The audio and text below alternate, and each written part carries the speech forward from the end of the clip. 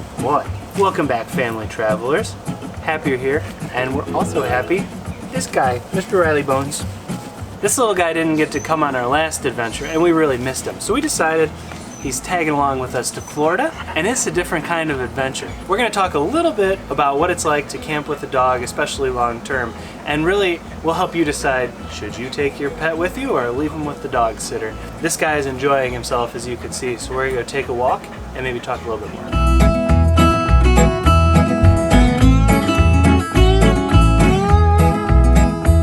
One thing I would say to definitely remember, and I promise they all won't be this basic, but remember the essentials. When you're taking an RV trip, there are just so many things you have to remember, and he's chasing lizards up the tree right now. He's sniff everything in sight. The first thing to think about happens before you even leave home, and this is when you're actually booking your campground. So if you can, try to get a place that has a dog park.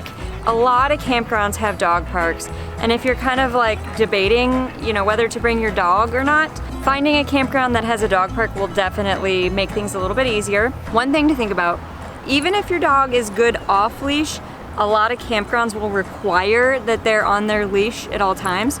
So if you want them to have some time to run around, it's definitely a good thing to consider a campground that has a dog park, because that's sometimes the only way that they'll get time off their leash, and campers are small, they need room to run around and get some exercise. So let's go check out the dog park here, let him run around, but make sure you add that to your list before you even leave home when you're looking for campgrounds, because it will pay off.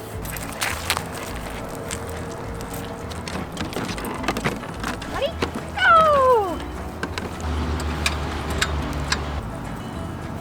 Normally you're not gonna forget like food or a leash, but these little guys right here have a plan for what you're gonna do when your dog does their business, because if there's a dog park, a lot of times they will have this, but when you're just out around, or in most cases when you're not at a dog park, even some dog parks won't have these bags, these waste bags, so definitely double, triple check to make sure you have all the essentials.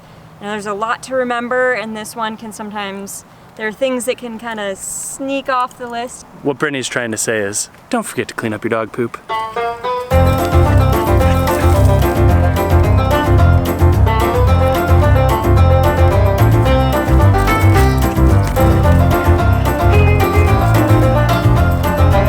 Tell me in the comments how old you think this dog is, because I bet you can't guess. You wanna go back? Come on, let's go back. We'll get some treats and water. Yeah. One thing we do when we get to the site is we clear out the back seat and put his bed and some water. So that way he can just kind of come in and out of the truck as he wants to, get his water, doesn't have to sit in the direct sun. It works out real nicely when we're setting up, when he can't really be in the camper. We don't like to leave him in the camper by himself. One thing we always bring is the dog bed, and we keep that on the floor so he can have a nice cozy place to stay while we're traveling and driving. The kids are up here, nothing's on the floor except for, you know, his bed, that's like his space. And then we take the dog bed into the camper so he doesn't have to jump all the way up on the bed or on the seats or whatever. He's always comfy, he's got his little slice of home. One thing that often goes overlooked is making sure you give your dog plenty of water right when you get to the campsite. Chances are you've just been traveling and you're probably fixated on just getting everything ready for your camper. Sometimes you forget the water. So a lot of that was more tips, but how do you actually make the decision if you should bring your dog with you or not? You can't see him, but I'm betting you can just hear him panting. One of the biggest determining factors in bringing Riley on this trip is we knew we were going to be in the camper or at the campground the whole time. We weren't traipsing off to parks and going out to walk around towns or anything like that. We just knew we were going to be here. That's one of those things, like, we're not going to leave him in the trailer. Some people do, and that's not really our style. I don't think that it's Riley's style. He would not be very comfortable. He doesn't do well in cages. That's a personal decision. But what we have heard is that park rangers or police get lots of calls from animals barking in trailers when their owners have left for the day. How are they to know if there's no air conditioning or if there's no heat or if the animal's in trouble? So we just find it best to, if we're gonna go somewhere, he's gonna come with us or we're not gonna go if we're taking him on a trip. Because that's kind of part of it, right? We wanna be with him. That was the biggest determining factor for why we didn't bring him on our last trip, because we knew we weren't planning on sticking around the campgrounds. We were going to be out and exploring. But here, this is a lazy trip and we aren't leaving his side. Sorry, Rybones. One thing we see on forums all the time are people asking if you can legally leave your person. Leave your person? Who leaves a person? Right? If you can legally leave your dog in the trailer or RV or camper van. The short answer in most places is yes.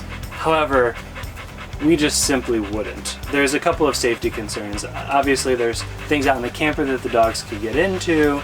The heat or AC could go out in your trailer at any time, and it's a hot box, or it has no insulation, and neither are good for your animal. The other thing is they just destroy things. I mean, like Riley, he's a generally very good boy, but he has been known to eat a screen door or two. So we just, you know. And the other thing too is that national parks, they don't let you take your animals with you. So if you do plan on visiting, you're gonna see it through the car window. But there are spectacular views, especially in Yellowstone.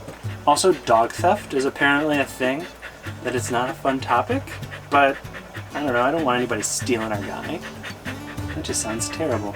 Back to the exercise thing, another thing to think about, if you don't regularly take your dog for walks, maybe you just let them run outside in your backyard or something. When you're at a campground, it's a different story, and you probably will have to take them for walks regularly because they're in a tiny space. When they're in your home, they have more room to move around, but it's especially important to make sure they get exercise when you're in this little tiny enclosed area, and they have, especially in our case where our camper is rather small. And you remind me of Jeannie. Itty bitty living space. Itty bitty living space. Your feet are filthy, dude. Ew. Ew, David. One other thing to think about is to make sure that they're updated on all of their shots and tags, and particularly like the ID tags. We took our dog to the vet just before we brought him, made sure he was good for the road. This little old man, you never know, you gotta get the doctor's clearance to take him. But seriously though, having the ID tags is hugely important.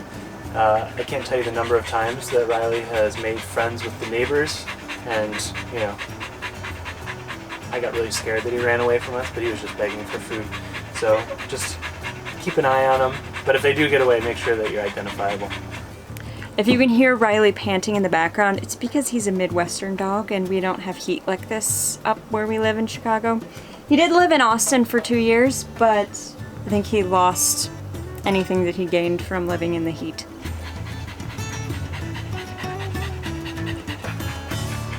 It's unbelievably hot, even in the air conditioning. Oh my God. How do you people handle it in the South? Also, I know this video is mostly about RVing with a dog, but we did take last summer a tent camping trip with Riley, and I would say to you, proceed with caution if you choose that option, because it was absolutely miserable. I mean, there's no other way to say that than it was miserable for all of us, but I especially felt bad for Riley because maybe if you're fall camping, you could probably get away with it and not be miserable. But for us, it was like 90 degrees out in Wisconsin, and there was nowhere to escape the heat. We didn't have a nice air-conditioned space.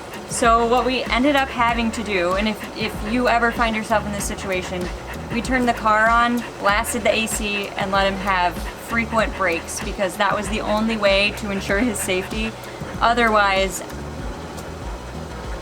We even left a day early. Yeah, we even left a day early because it was so hot and we just didn't feel safe having him there, also having the kids take naps and things. But we gave him plenty of water. Make sure you have a nice space to kind of like tie them up, because you're probably not going to be holding their leash the whole time.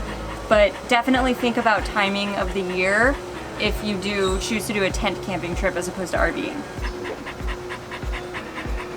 A few final thoughts on taking your dog on your RV trip. Honestly, I would only do it if you have a very specific type of vacation. And that's literally, I'm going camping to hang out at the campsite, or I'm going places where the dog can come with the whole time. Otherwise, it's too hard, too stressful, honestly, probably a little bit dangerous. So that's the thing. We've done it, we've taken the dog in a tent, we've taken him on this RV trip, we left him at home for the adventurous one, which he would not have done well with. So I feel like we've made the right decisions thus far. So vacations where they can come with, and you can go to dog parks and dog swimming and all the fun stuff, do it. Otherwise, send them to Grandma and Grandpa's house where you can get spoiled. That's what we do. This, of course, is all highly, highly dependent on the type of dog you have. Us, as an example, he's a city dog, and he doesn't do the nature things very much. So, you know, we got to be a little bit more careful. But you might have a camping dog who's out in nature all the time. Bring him with. He's a Midwestern city dog. That's about it, all there is to it.